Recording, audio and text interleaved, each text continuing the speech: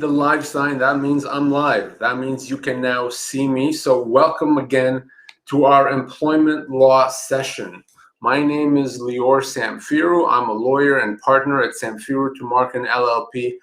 We operate across Ontario, BC, and Alberta, and I do these sessions once a week to help you understand your legal rights, to answer your questions about your job, about your compensation, about your wrongful dismissal, your job security, your hours being changed. Whatever the legal issue is, if it has to do with your job, if it has to do with your workplace, now is the time to get your answers. Now is the time to hopefully get some comfort.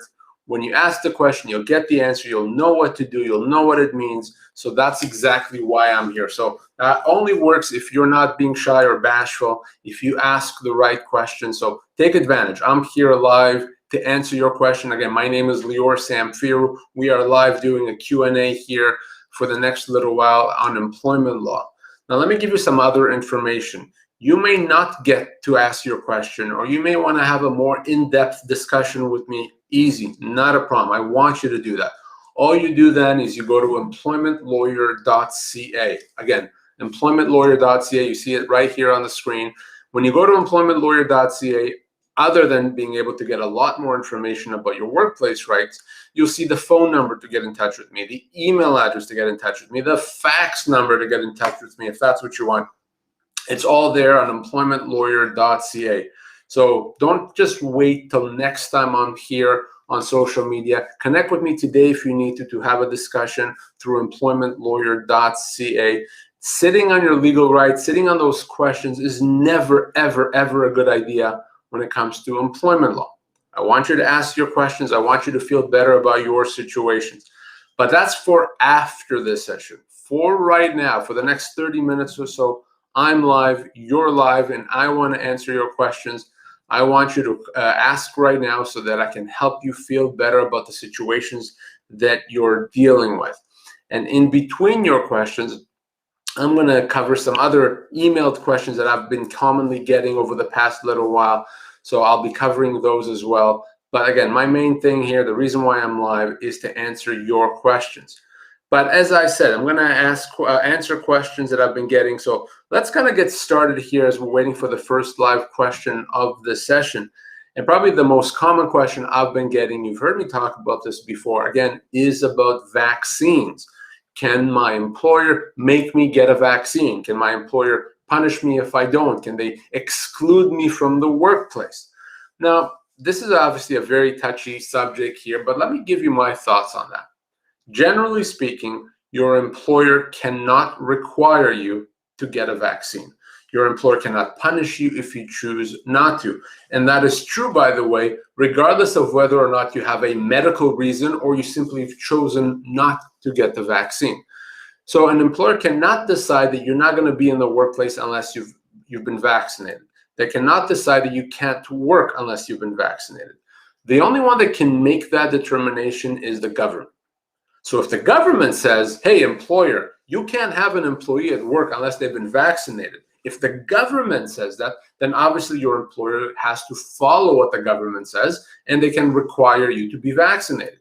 But if the government has not said that, and so far no government has, then your employer cannot make you be vaccinated. They can't make up their own rules like that.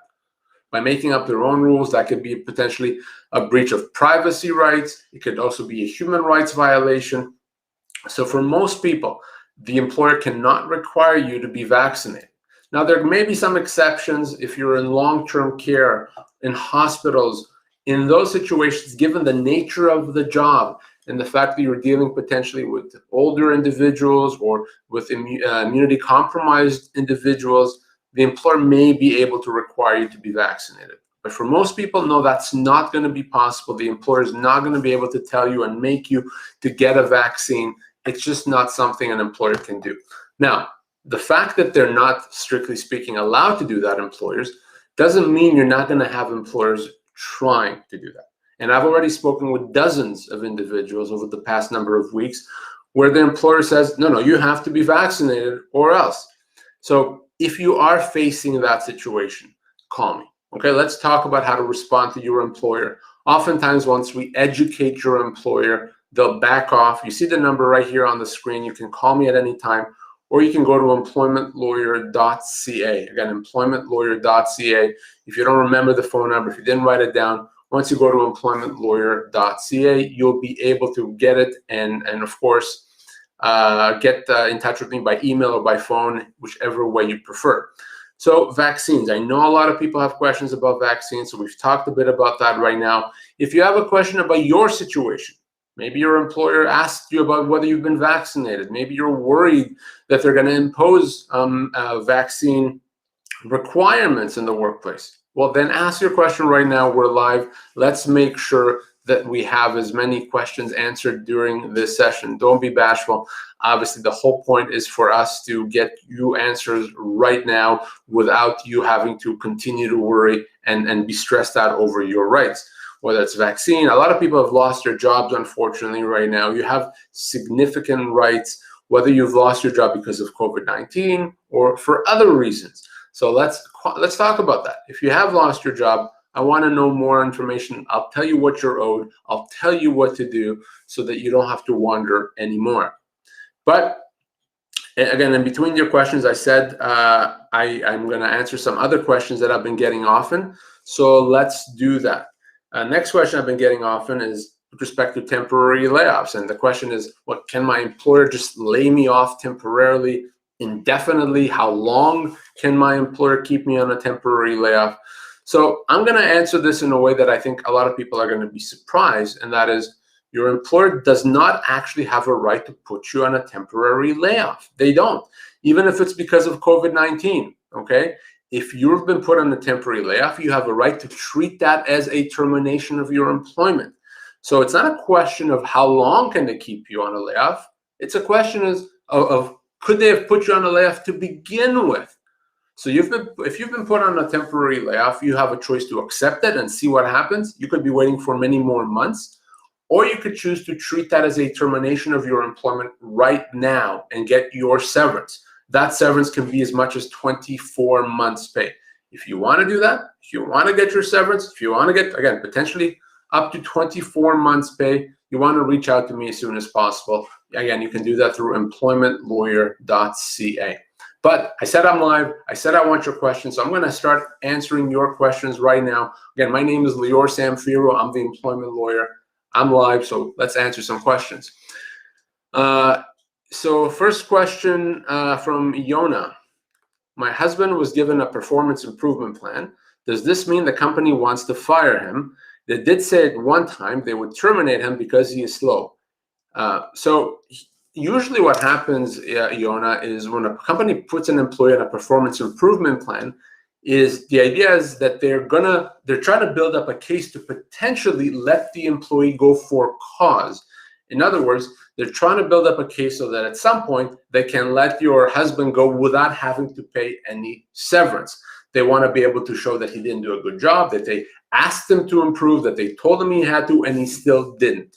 So here's what's very important here to remember. If he disagrees that the performance improvement plan is legitimate, if he disagrees that the things that they're asking him to do are reasonable, he has to say so, and he has to say so in writing. So what I want him to do is I want him to send an email to his employer saying, you've told me that I didn't do a good job on these projects. Well, here's what actually happened, A, B, C, D. Or employer, you told me that I have these targets. Here's why these targets are not reasonable, and then list the reasons. By doing that, you're going to make it almost impossible for the company to let you go for cause. If they still choose to let you go, they'll have to pay full severance. What you want to do is you want to not compromise your severance rights. You don't want to compromise your severance obligations. If your husband simply says nothing and he just signs it and doesn't say anything, it's as if he says that I've agreed with this. You're right and I'm wrong. And that's a problem. That's going to make it more difficult, or it's going to make it easier, I should say, for the company to let him go for cause down the road. Either way, Yona, if they let him go with cause or without cause, he has to call me now. As soon as that happens, we want to make sure that he gets what he's owed. But in the meantime, he has to respond. All right? If he's not sure how to do that, have him reach out to me through employmentlawyer.ca. Again, employmentlawyer.ca. employmentlawyer.ca. Great question, Iona. A lot of people have questions or issues with performance improvement plans or performance reviews that are not legitimate. So the key here is to respond. So you're very welcome, Iona. Any other follow-up questions? Ask. Same as Iona. If you have a question about your situation, your friends, your husband, your wife's, now is the time to ask that question. Let's make sure that when we're ending this session, you've had all your questions answered. You feel better about your workplace situation. And as we wait for the next live question, let me answer another question that I've been getting, and that is, can my employer refuse to pay me severance? A lot of employees ask me that. Well, does the company get to decide? Do they get to say, I'm not going to pay you severance? No. The law decides whether you get severance and how much severance you get.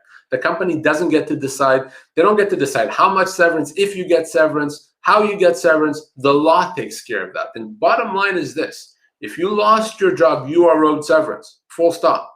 We're talking, of course, about non-union employees. If you lost your job, you have to get paid severance based on your age, your position, and the length of your employment.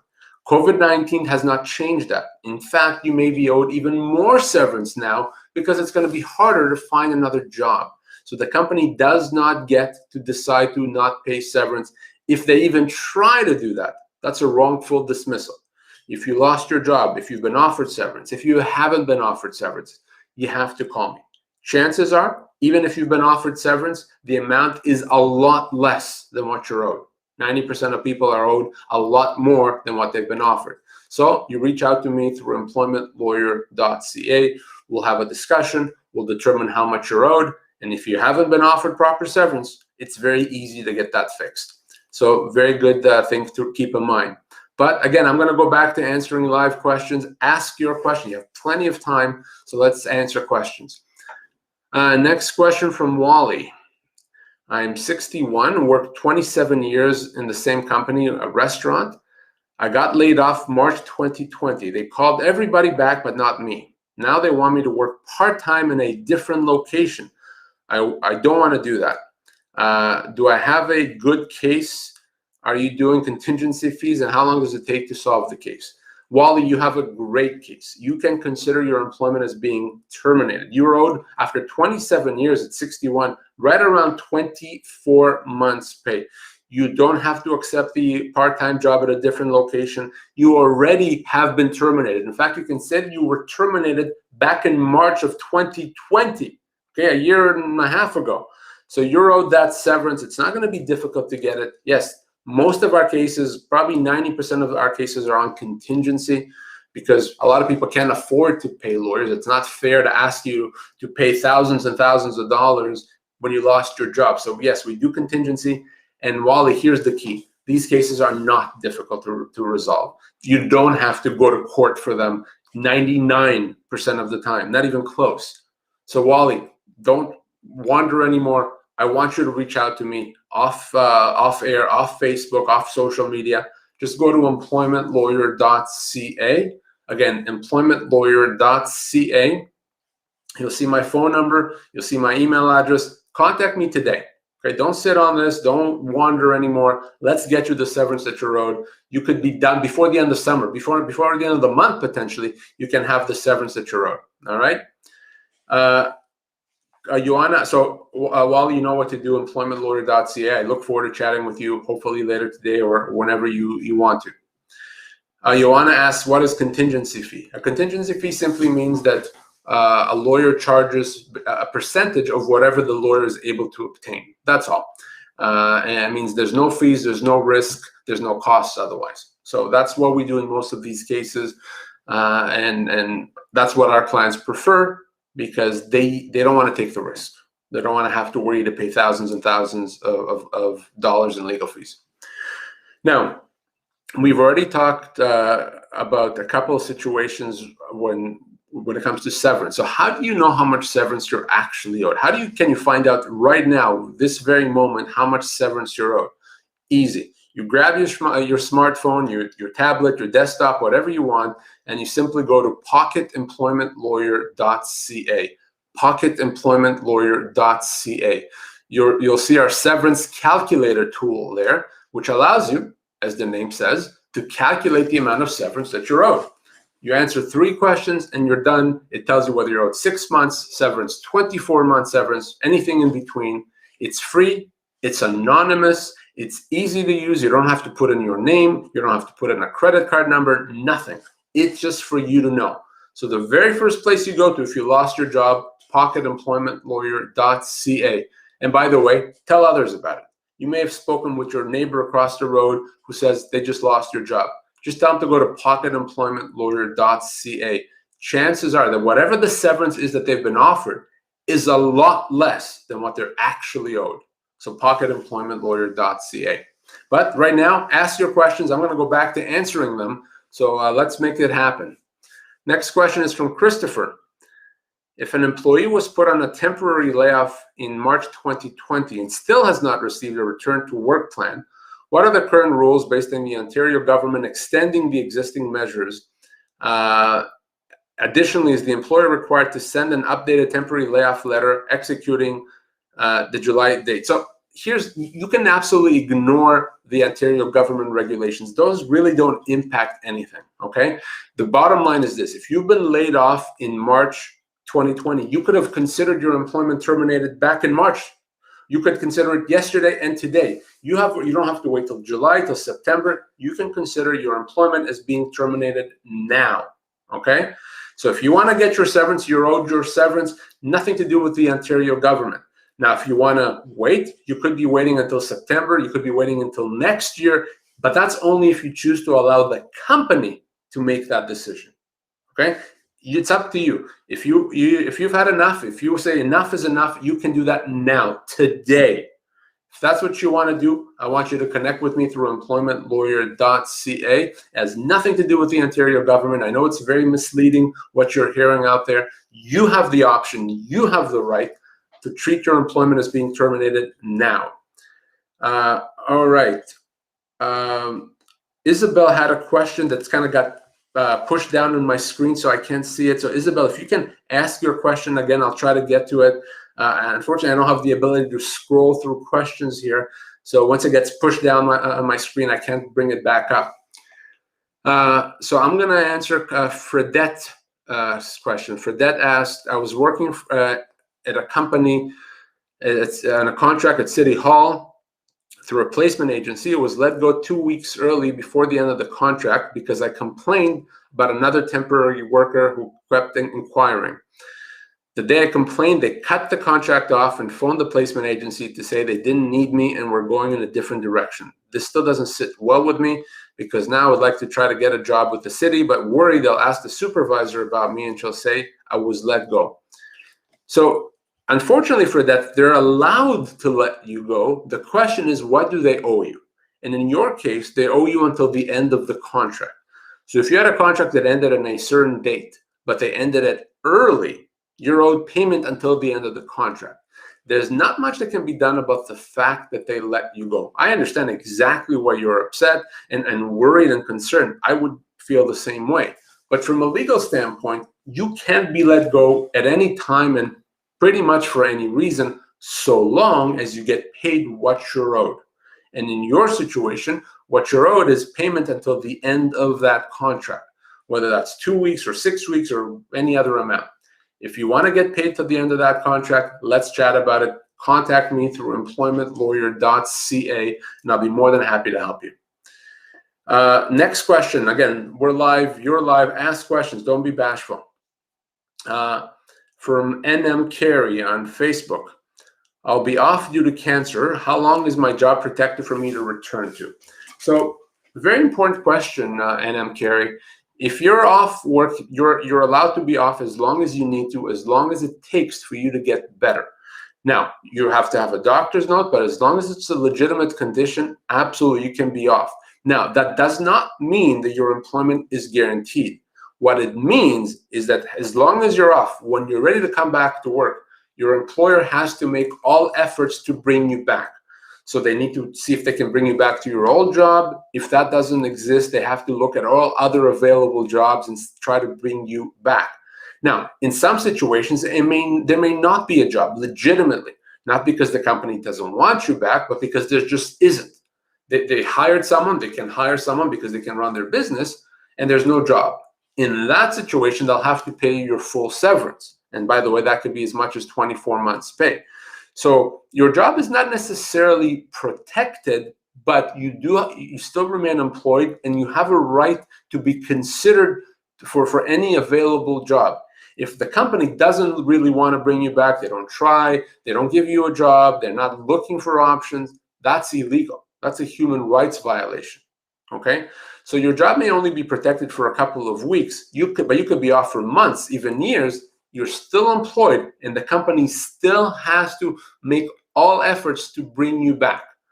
So right now, if you have to be off, be off. Do whatever you need to get better. Follow your doctor's advice. When you're ready to come back to work, send the company a note, an email saying, I've been clear to go back to work.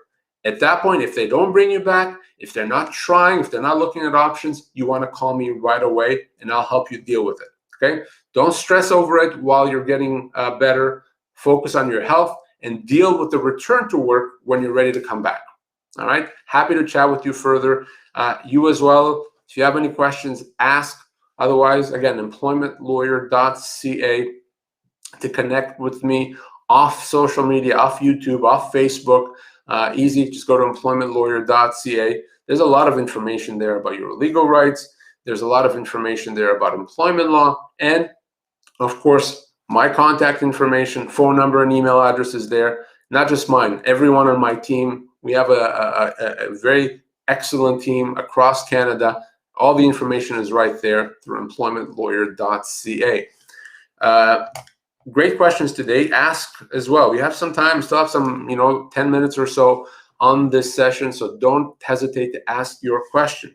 But as I said, I wanted to answer some more questions that I've been getting. And I got an email earlier that I wanted to answer, and the email says, I've been off on a stress leave for 2 months, but don't want to go back to work because I'm afraid of how I will be treated. What do I do?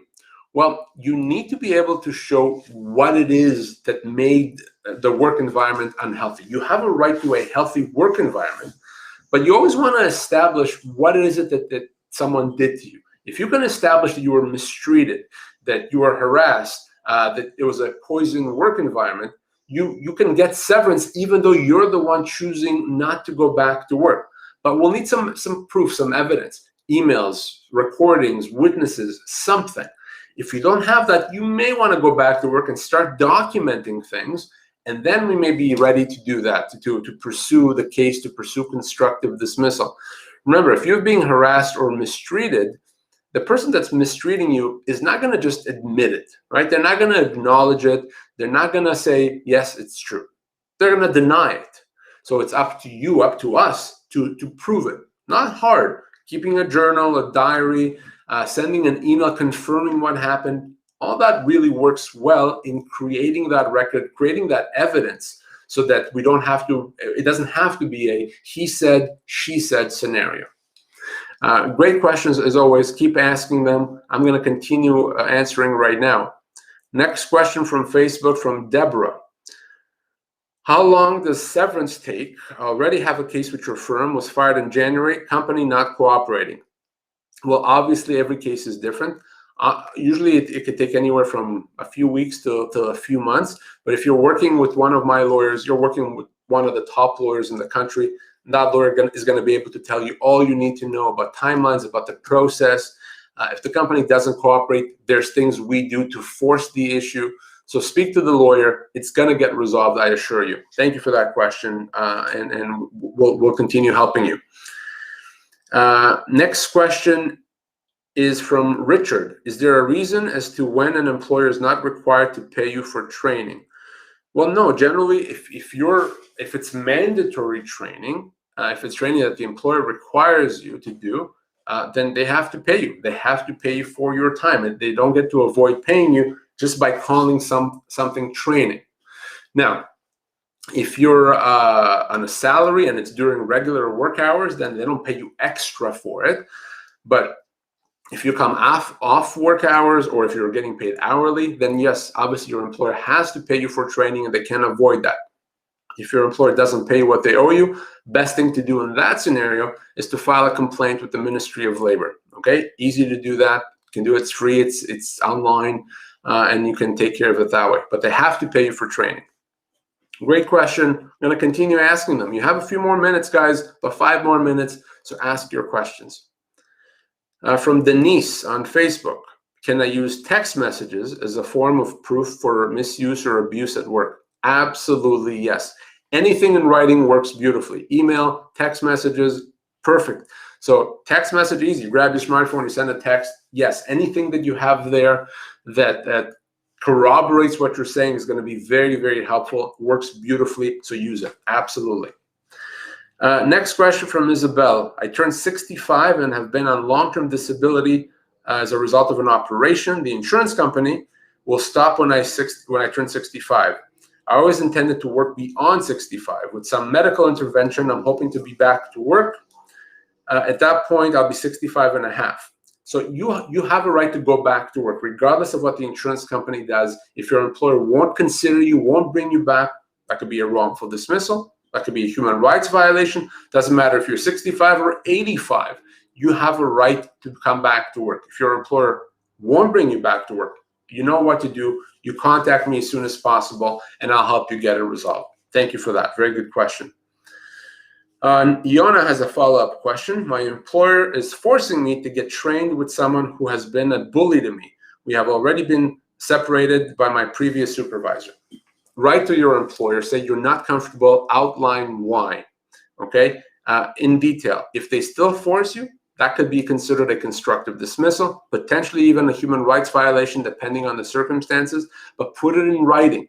Make sure your employer knows so that later they can't say, oh, I didn't know, you didn't tell us, in writing. If they don't back off, I want you to call me, all right? Next question from Mad Peddler, love that name, on YouTube. How does a lack of active job searching, duty to mitigate, impact a wrongful dismissal case? Well, certainly it's better to have job search efforts.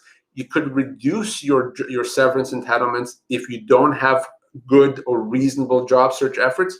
But depending on the situations, depending on the industry that you work at, your age, depending on the availability of jobs, it may not have an impact, okay? So I need to know more about the case, but it's certainly always a good idea to have job search efforts if you're pursuing a wrongful dismissal case. How long, Michael asks, how long can an administrative leave go on for? So first of all, it's a question of, are you being paid? If you're being paid, well, I mean, I guess the employer can keep you on and pay you for not doing anything. That's up to them. If you're not being paid, they don't have a right to suspend you or put you on a leave if you're not getting paid. That's a constructive dismissal. If you're being paid, you're being paid. If you're not being paid, it can't happen at all on day one. If you want to pursue a constructive dismissal, again, you reach out to me. I'd be more than happy to help you. All right, no problem. So next question here, guys, I'll answer one or so more question, is from Richard. My employer is saying that at the time of training, I wasn't an employee because we were required to take a firearms training required by the Firearms Act and not the employer. This training went on for 2 weeks. Well, if it's training you had to undergo because you accepted the job, in other words, employer said, okay, we're going to hire you, but you have to do this training, then you're still an employee of the company and they still have to pay you, okay? If you decided to do the training and then you applied for the job, then it's different. So no, your employer can say, to work here, we're giving you a job, but you have to do this training. They have to pay you for that, okay? They have to pay you for that. I think the last question of the day, guys, great questions today, is from Amy on YouTube. What can I do if I get fired when I return to work from a leave of absence and I provide a doctor's note? There's only one thing you can do, and then that is you call me, right? Because I need to understand exactly what happened. You're not going to, unfortunately, be able to deal with it on your own, but you could be entitled to wrongful dismissal damages. You could be entitled to human rights damages. You could be entitled to other damages as well. So the only thing you can and should do if you're not being hired back after a leave is you call me. I can either talk some sense into the company or get you the compensation that you're owed. Don't try to respond to the company. Don't argue with the company. It's not going to do anything. You call me. You email me. Easy to do. Just go to employmentlawyer.ca and that's simple. Employmentlawyer.ca, phone number, email address. If that's your situation, Amy, don't sit on that. Let's talk about it quickly. So that's all the time we have today. If there's questions I didn't get to today, no problem. I'm not going anywhere, okay? I'm going to shut off the camera, but I'm not going anywhere. I'm available. I'm ready to answer questions. I'm ready to talk to you. Just go to employmentlawyer.ca. You'll see my email address. Send an email. You'll see my phone number. Give me a call. We'll talk. We'll be able to answer all those questions that are still there. And if you have follow-up questions, if there's things that I said here today that you want to understand better, reach out to me. Don't wait until next week. I will be back next week. But in the meantime, please, please don't wait. Your legal rights are too important for you to wait. Thank you very much, guys. This is always a pleasure to be here. I always enjoy it. I always hope that I can help you as much as possible. I'll be back next week. Until then, you take care of yourselves, and we'll talk to you very, very soon.